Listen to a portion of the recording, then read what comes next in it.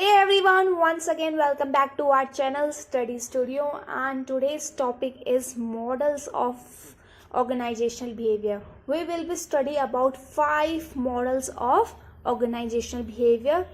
Let's begin it. And one more thing, if you are new to this channel, don't forget to like, share and subscribe to my channel. Let's begin it. There are 5 models of organizational behavior. First one is autocratic model, second one is custodial model, third one is supportive model, and fourth one is collegial model, and fifth one is system model. So models को एक एक करके पढ़ते हैं. First one is autocratic model. So हम autocratic model क्या होता है, ऑटोक्रेसी क्या होता है, वो हम जानते ही हैं. ऑटोक्रेसी क्या होता है, जहाँ पे एक लीडर ऑर्डर देता है और उसको सब फॉलो करते हैं. सो उसे कहा जाता है ऑटोक्रेसी. सो ऑटोक्रेसी से आप समझ सकते हो कि ऑटोक्रेटिक मॉडल भी सेम उसी की तरह होता है. सो जहाँ पे लीडर ऑर्डर देता है और बाकी सब उसी को फॉलो करते हैं. First point is started in the period of industrial revolution. जब इंडस्ट्रियल रिवॉल्यूशन स्टार्ट हुआ था, वहाँ पे कुछ फैक्ट्रीज हुआ करती थी, कुछ लोगों की फैक्ट्रीज हुआ करती थी. जब फैक्ट्रीज हुआ करती थी तो उसके अंडर कुछ वर्कर्स काम करते थे और उन वर्कर्स को जनरली क्या किया जाता था, एक्सप्लॉइट किया जाता था. जहाँ पे जो मैनेजमेंट टीम होती थी, जो मैनेजर्स होते थे, वो क्या करते थे, सारे डिसीजंस लेते थे. एंड वर्कर्स का काम क्या था, सिर्फ उनका डिसीजन को फॉलो करना. एंड जो भी वो बोलते थे उसको वो वर्कर्स करते थे बिकॉज ऑफ फेयर. सो ये था first point, started in the period of industrial revolution. And तब क्या होता था, it gives the owner and managers power to dictate and form decision while making employees obey their orders.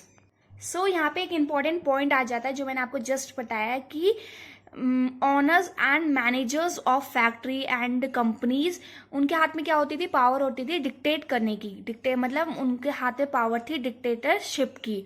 सो वो ही एक decisions लेते थे, वो ही फॉर्म करते थे डिसीजंस को. एंड जो बाकी के एम्प्लॉयज होते थे वो सिर्फ उनके ऑर्डर्स को फॉलो करते थे, जो भी वो बोलते थे. बाकी एम्प्लॉयज का डिसीजन लेने में कोई भी रोल नहीं होता था.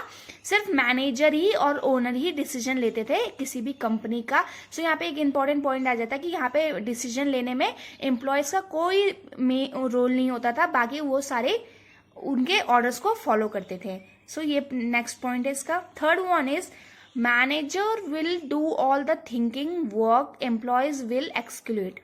सो जो मैनेजर होते थे उनका काम क्या होता था, थिंकिंग वर्क होता था. एंड जो एम्प्लॉय थे वो क्या करते थे, एक्सक्लूड करते थे.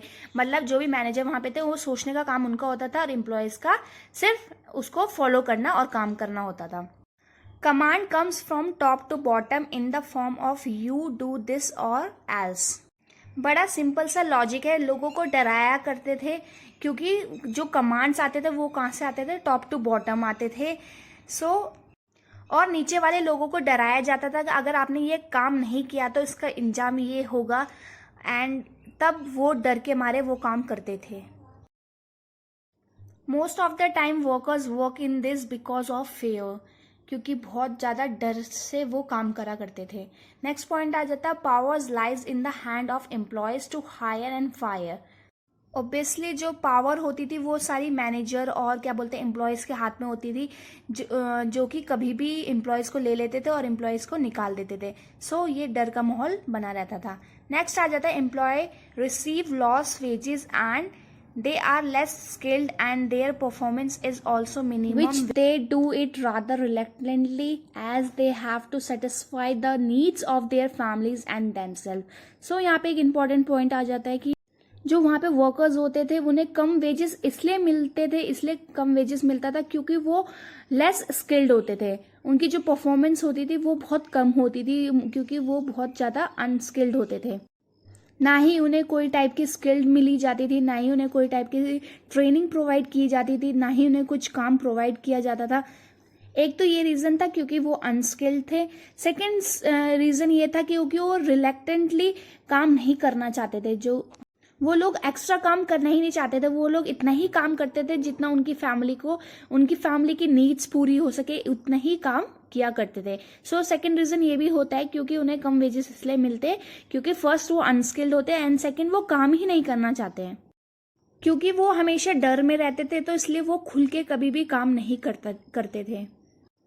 On the other side, but there are some exception as many employees do give higher performance because either they would like to achieve or have to close association with their boss, or either they have been promised a good reward but overall their performance is minimum.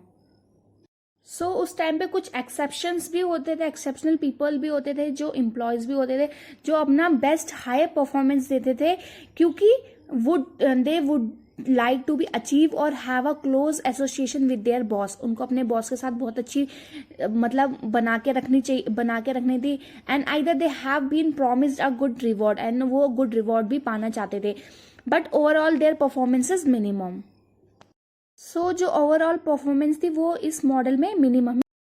ये था